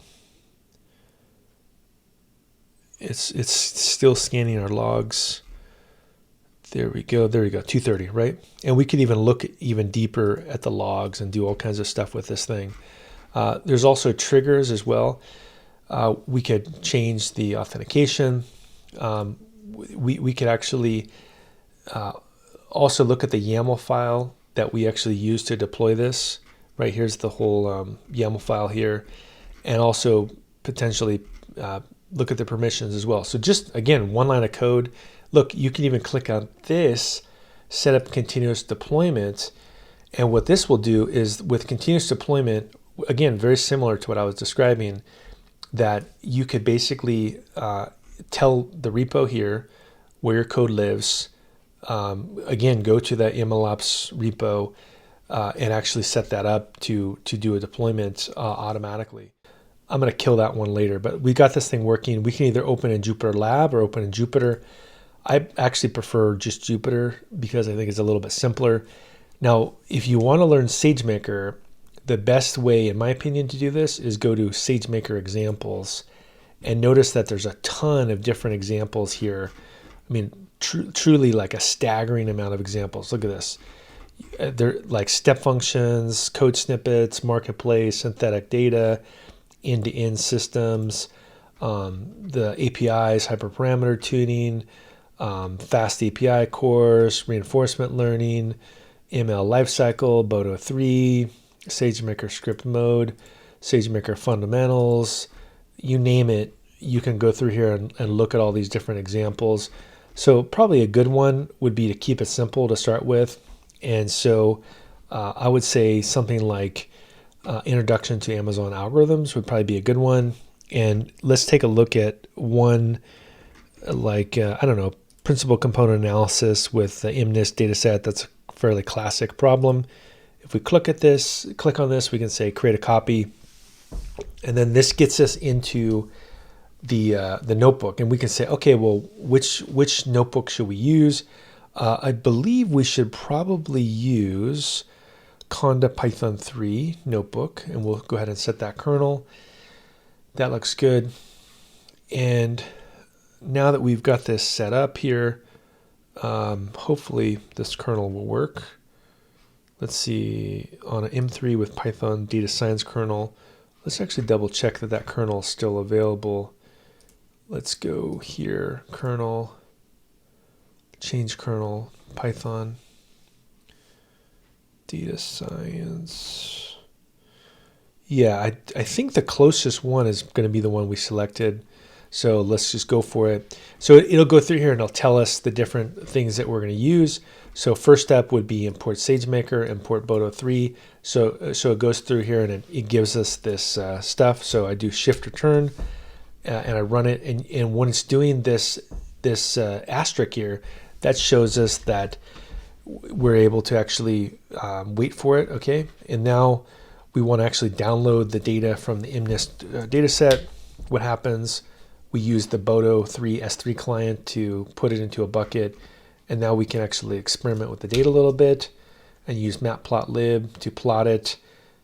And then from here, we can actually go through and refresh this. There we go. And look at the data conversion. Perfect. And we can also upload the training data here. There we go. Right, so again, this is probably the best way to work through learning SageMaker is to just go through and play around with it. And so here we go, we can train the model. And so this one will go through and notice what it can do here. It's going to select a virtual machine. And this count could be 1 or it could be 100, right? It could be whatever it is that the distributed training model of your system supports. There we go. And now from here, we go to the next step, which is this one, PCA predictor. And now we go through and we validate the model for use. And basically what's going to happen is that the first thing it's going to do is going to start the training job. The second thing it's going to do is it's going to deploy that model for hosting. So this will take a little bit of time though. And in fact, we can again go back into our SageMaker environment, which is here, and notice that this is the one that I had set up earlier. I'm just going to stop that one. We don't need it anymore, but I'm also going to look at training and look, here's the training jobs. And if we look at training jobs here, we can see that that principal component analysis training job is working. And so it's going to start spinning this repo, this instance up, and notice that it again is using containers. So containers are really the raw ingredient for most of machine learning that you're going to use. We again could look at this if we wanted to and get this this data from S3. So every artifact of what we're covering is stored. So this is where the platform starts to show how it could be used in a larger organization. It's very different than the model we showed earlier. Now it's more comprehensive, but also more complex. It really depends on what it is you're doing. Look, we can actually look at the monitor it right in practice. So if I click on CloudWatch, I could potentially even look through here and see how the training is working. There's nothing working yet. It hasn't actually gone into play here. But look, here we go. Prepare the instances for training. So it's going to take a second to actually go through and launch this. Now, this is something that SageMaker itself will completely manage on its own here, and then it'll go through and train this model. Since this will take a while, I'm just going to kill all this. But the main takeaway here that I'll bring up is that this is how you learn SageMaker, is you spin up a notebook and look through the different examples they have and experiment with them. And there's lots of great examples here, from SageMaker endpoints to Spark to TensorFlow. There's even R examples here as well. Great examples. Autopilot is another one. I think that's a good one to take a look at, where if we look at, let's see, customer churn here, for example. Let's just take a look at this real quick. That notice how it works is that I would go through here, set up SageMaker Autopilot, download some data, upload it. We look at this data. We split the data up here, and then now we set up an autopilot job. Now notice this right here is basically the input config, and then I launch the job and I just say, I want you to automatically do machine learning for me, and then it goes through and it figures out exactly how to train the job. So I don't have to actually do the hyperparameters. I don't have to do anything. It's completely done for me. And this again is why it's really helpful to use a platform like SageMaker. So if you want to learn SageMaker, play around with the notebooks. We got this thing cooking here. You know, it looks like actually this one finally finished. And so I could actually go back to my SageMaker environment, which is here, training jobs. And we can see, did it finish? Let's see, let's refresh this. No, it's still in progress. It's still finishing the training job. So these can take a while, you know, and this is the point, is that it's a large scale system. So what I'm going to do next here is I'm going to go to not the studio. I'm going to go to back to my notebook, which is right here. Go to notebook instances, and I'm going to go here. I'm going to say stop.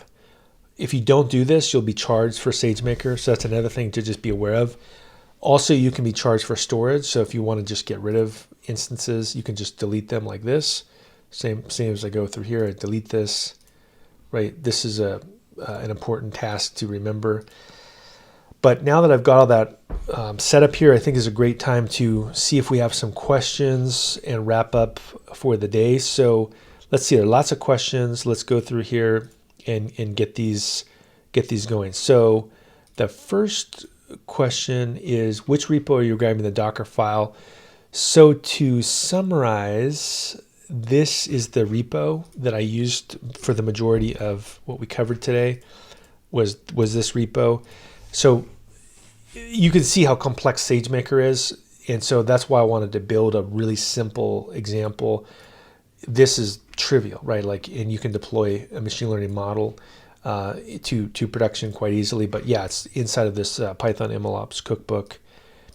And so the next question would be, so how to include in the workflow automatic model retraining and deployment? Yeah, I think that's a little bit trickier. You know, if you want to do model retraining and deployment, you could use a script like this. I mean, that's one way you could do it, right? Because I built a script here that says retraining, and you could actually build that inside of, let's say, AWS CodeBuild, and actually retrain it just using the CodeBuild process. The other alternative would be to use something like SageMaker, which has the ability to listen to data and actually retrain the model automatically. So probably SageMaker in a real-world production environment would be the most robust. And so let's see here. Another question is, how would you retrain a model in a container? So again, with something like SageMaker, if we go back to this, let's go back to SageMaker. Where is the SageMaker? Notice this whole workflow here, that it has the ability to label data, all that stuff. It has the ability to interact with things, which we were just playing around with. It has the ability to train.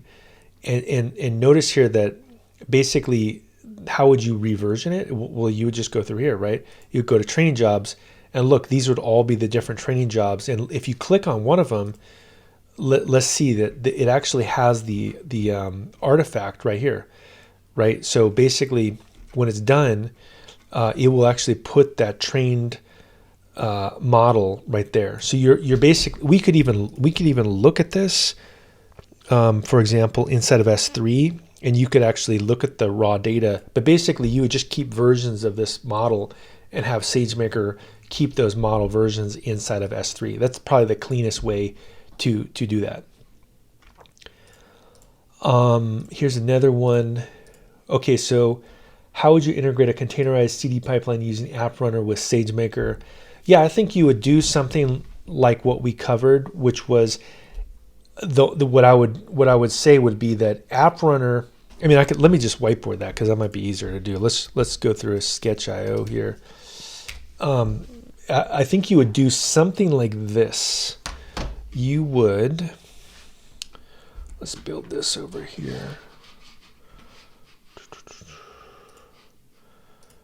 What you would do is you could first, have SageMaker over here, and SageMaker would basically handle all the model stuff, right? So it would potentially write that to S3, and then you would have maybe an endpoint right here that would have multiple servers. So this would be endpoint. So once the endpoint is ready, then all you need to do is inside of App Runner, you would just have App Runner call the Boto3 SDK. So Boto3 SDK, and you could basically just invoke SageMaker and basically import it. It would just be like import the endpoint and actually call it out. So basically you have process A here, which is completely separate from process B.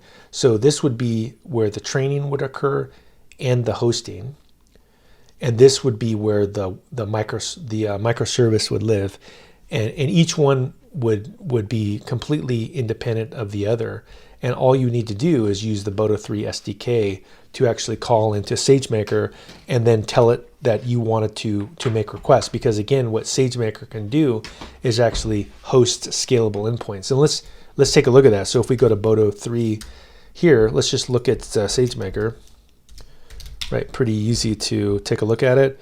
You would just do this. You would say from SageMaker clients. Here we go. Let's even play around with that. We can go to here, right, and we can say, let's just refresh this real quick, and say pip install IPython. This is how I like to play around with the Boto3 SDK. And then I could say IPython and say import Boto3. And I believe, we need to install Boto3. Pip install Boto3, like this. Now do IPython. And the reason why I like IPython for Boto3 is it's just nice. Like, it's just very convenient to build stuff. And there we go, SageMaker. And then if I say client dot and I do tab, it'll show me all the different things I can do. For example, like, do I want to create AutoML job, create endpoint so I could programmatically create it. I believe there should be a invoke endpoint. Let's look down here. It would be start MOP, let's see, register devices, start prediction, start notebook instance, list monitoring, list, describe. There's probably there is for sure an endpoint where you say create prediction, and basically you would basically do a prediction based on this. So again, because it's so trivial to talk to it via Boto3, really a great way to actually invoke it, and you can actually just look at the documentation for that.